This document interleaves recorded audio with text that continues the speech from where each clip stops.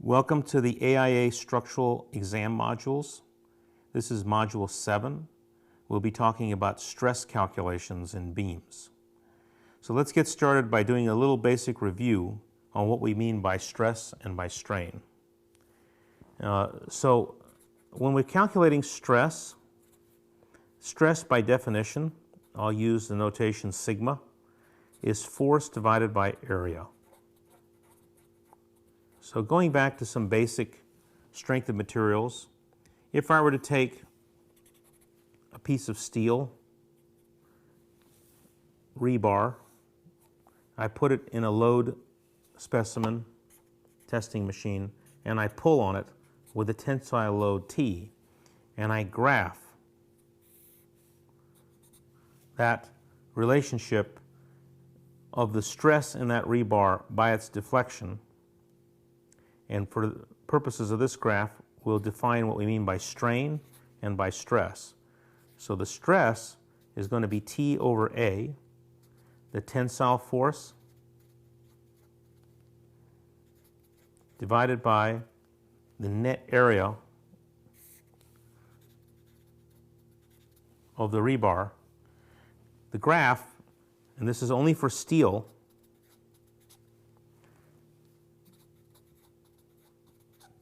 is going to look like this. It's going to remain linear to a certain portion. The deflection of the bar, as the bar continues to deflect, delta, is measured by what we call strain. Strain is measured using the term epsilon, which is delta divided by the original length. Delta is the deformation of the bar. L is the original length of the bar. And so this is called strain. Stress and strain. So the stress-strain curve looks something like this, and it reaches a magic point here, which we call the yield point. And this is called the yield strain. At that point, the bar begins to deflect substantially more, and a lot of fundamental properties in the bar changes.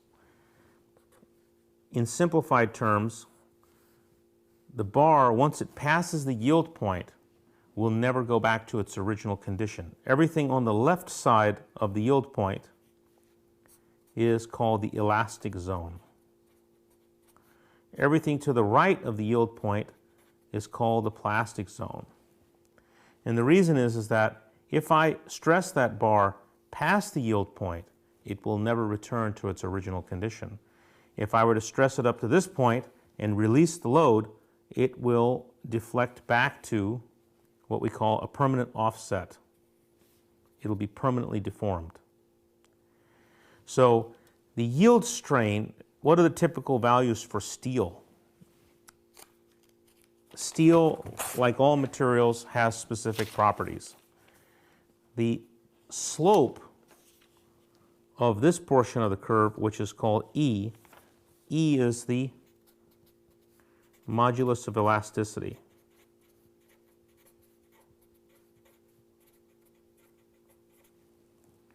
Sigma yield point, normally referred to as F sub y, is the yield stress.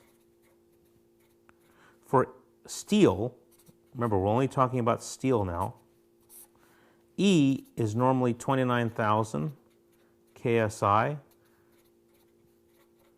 or 29 million PSI. The yield stress normally 36 KSI, or 36,000 PSI. That's for a grade 60 steel, that's for a grade 36 steel, also known as A36. We also have grade 50 steel, in which the yield strength is 50 KSI. And then we have grade 60 steel,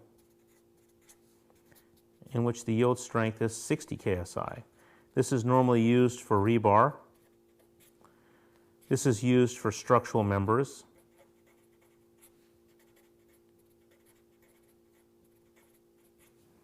But in all cases, the E value is constant. It's always 29,000 KSI. That never changes for steel.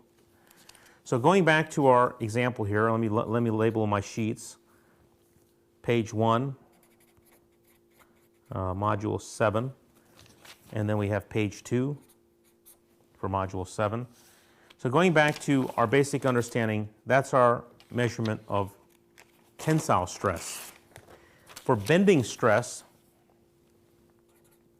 we use some simplified formulas.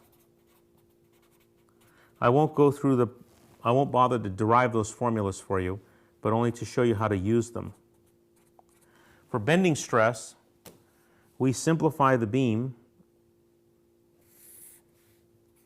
as behaving in a certain fashion where the beam will deflect with plane sections remaining plane. What that means is that in our calculation protocol, we define an axis in the center of the beam, which is called the neutral axis. The neutral axis, NA,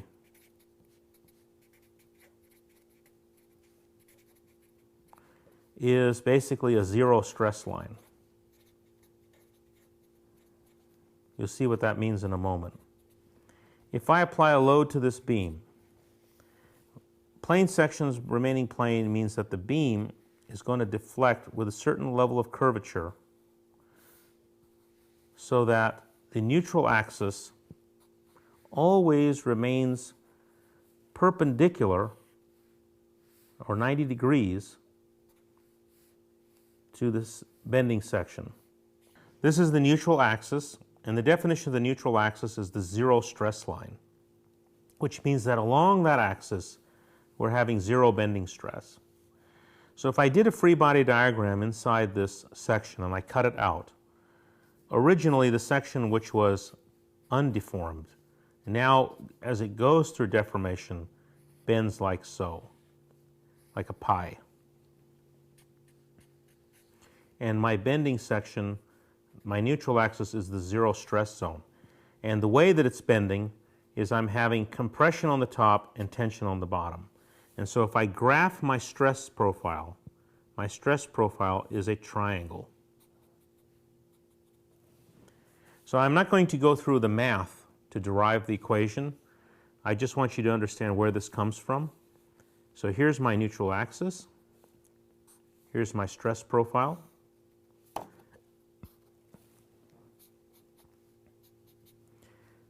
Compression on the top, tension on the bottom, and the formula for the stress, sigma, or normally we use F sub B, is capital MC over I, or also known as M over S. Let's define what those terms are. The moment divided by the section modulus. So my stress, FB, which is MC over I. M is the bending moment. C is the distance to the extreme fiber. I is the moment of inertia. So if I look at a cross-section of a steel beam, a very typical steel beam, we'll make it a wide flange I-beam section, which looks something like this.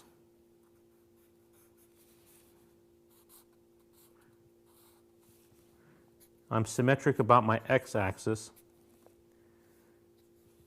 C is the distance to the extreme fiber. I is the moment of inertia about the x-axis. And M is the bending moment. Let's put some numbers to the test here. Let's say that the moment of inertia of the steel beam is 1,524 inches to the fourth. And let's put some dimensions down. We'll say that the depth of our beam is 16 inches. So C will be 8 inches because it's going to be half of the distance to the top fiber. And let's calculate the stress. Well, the section modulus, which is defined as I over C, is 1524 divided by 8. And let's see what that calculates out to be. So 1524 divided by 8 is 190.5 inches cubed.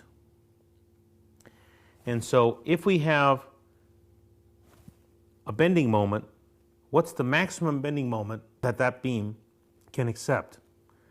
Well, if my yield stress is 36 KSI, we can calculate what the capacity of that beam is. And I'll explain that. I'm going to use the yield stress for right now.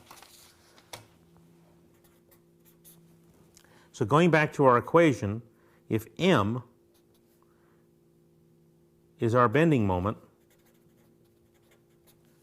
our stress is M over S, or M over I divided by C, where section modulus is just the moment of inertia divided by the C value.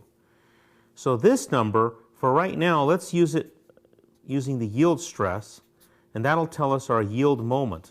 So our yield moment, which equal the yield stress times the section modulus. So our yield moment will equal 36 KSI times the section modulus, which we calculated as 190.5. So 36 times 190.5 is 68.58. And let's make sure we check our units. That would be in inch kips. But that's a yield moment. And remember that we never want to reach yield. Let's go back to the stress strain curve. Remember that whenever we yield, we've reached this point in the stress strain curve. That's too high. All the structures that we design are designed somewhere down in here, which is the design load. The design load is always less than the yield load by a factor of safety. And that factor of safety, which varies on structure to structure, is normally, for structural engineers, is always a minimum of 2. It could be higher than 2, but generally is always less, at least 2. So this is the yield moment. That would be the stress at which the steel would actually begin to yield. If we were to use an actual design load, and the design load comes from the steel manual, and I'll be showing you how to use portions of that steel manual in the next module, but just as a prelude, the bending stress from the steel module for a typical beam is going to be 0.66 times Fy. So for 36 KSI steel, if we use 0.66 times 36,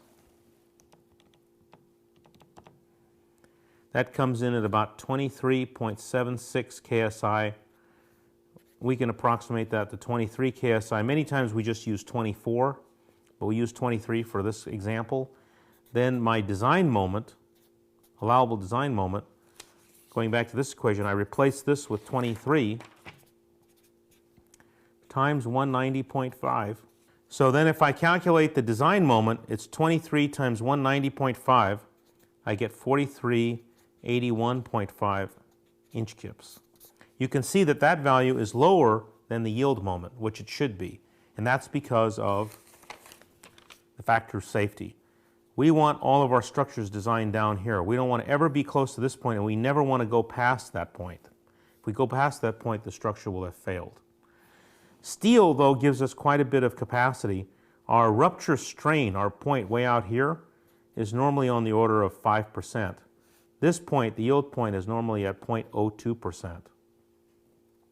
Or 0.2%, or 0.002 strain. We're going to look at some examples in the next module using the steel manual, and I'll show you how you can solve these problems really fast using tables.